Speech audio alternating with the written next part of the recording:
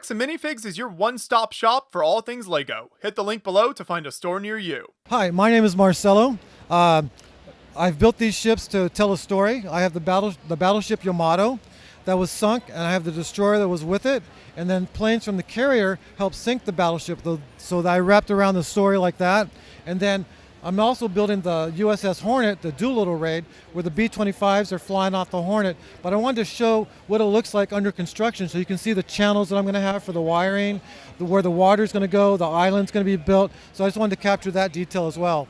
One of my favorite parts on the ship are the flags, because I wanted to show the wind blowing on the flags and also the water. I studied hydrodynamics on supertankers to see how these ships would punch their way through the water. Yeah, there's lots of great details and elements here. So, what's the name of the aircraft carrier in the back here? This here is the USS Yorktown, CV-10. This is the Hornet, the CV-8, Battleship Yamato, and every battleship needs a little buddy. This destroyer, Yukikaze, was with the battleship when it was sunk. And if you can't take us through some of the smaller details here and just kind of how you capture different elements of the ship with all these pieces. Well, I used the blueprints as my instructions. So when I was going to be an architect, I was able to build a house with blueprints. Then I realized, wait a minute, I can make a ship out of blueprints. So everything you see here was with articulation, detail. They have the guns that move. Of course, you have to use your fingers for it. And yeah, stuff like that. And I love the way you've done the water there with the waves, and Yes. It kind of creates that sense of movement. Yes, I studied hydrodynamics on supertankers because these big ships would punch their way through the water, and I wanted to capture that detail, and I wanted to show movement. So that's why you see the waves going against the hull, and also the flags waving in the wind. And speaking of movement, you do have a little bit of movement and some lights here that kind of add those extra elements as well. Absolutely. I wanted to show the radar antenna moving, the lights that show that the ship is ready to take off. And also, if you look on the back of the ship, there's flashing red lights where it's telling everybody, you can't land right now.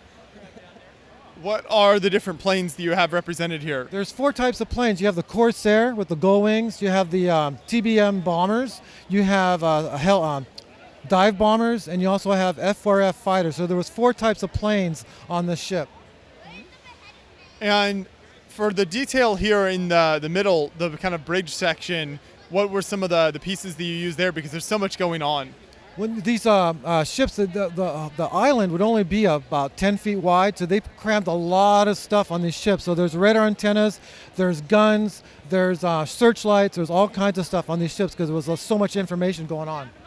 Do the plane elevators work to move planes up and down? Unfortunately, no, but my next project, I'm glad you asked. My next project, I'm going to make the battleship Bismarck battling the battleship Hood, and right before the Hood blew up, I'm going to have salvos of Lego water splashing up, straddling the Hood to show that engagement.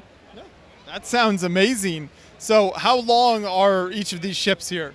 This aircraft carrier is 9 feet. Everything is built to scale. 1 inch equals 96. So the carrier is 9 feet long. The battleship's 8 feet long. The Hornet's 8 feet, and this one's about 4 feet long. So this is half the scale of a minifig.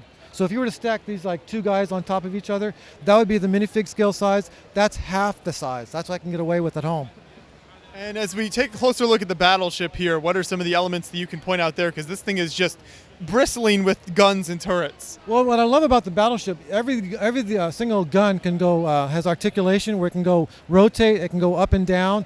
Every gun can do that on its own, and yeah, that's what the battleship. And also those planes back there. The Japanese didn't have radar back then. They had to launch these planes on the catapult, and then the planes would look for enemy ships, and then they would get picked up by that crane to be put back on the ship.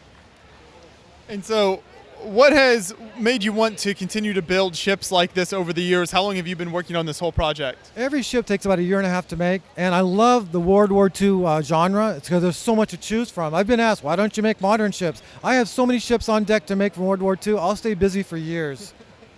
Yeah. You mentioned the next project coming up, so that sounds very exciting. Where all do you take this stuff on display? I have my Lego room at home. So it comes out for these conventions. So usually it's stored in the Lego room, all on display, or it's here. This is some fantastic work here. When you build these ships, are they built in different sections? How do they all kind of come together? That's a lot of planning going on, because when you build these ships, you have to separate them, and so you solve two problems. Number one, you can transport it, and when you make something this large, the bricks want to there's so much stress on the bricks, they start to separate. Well, by building in sections, there's no stress, and you can transport it. If your camera takes a look between the two big guns right here, you can see there's a separation right there, and that's where it's like this is in 3 sections, and the aircraft carrier is in 4 sections, and this carrier is in 4 sections.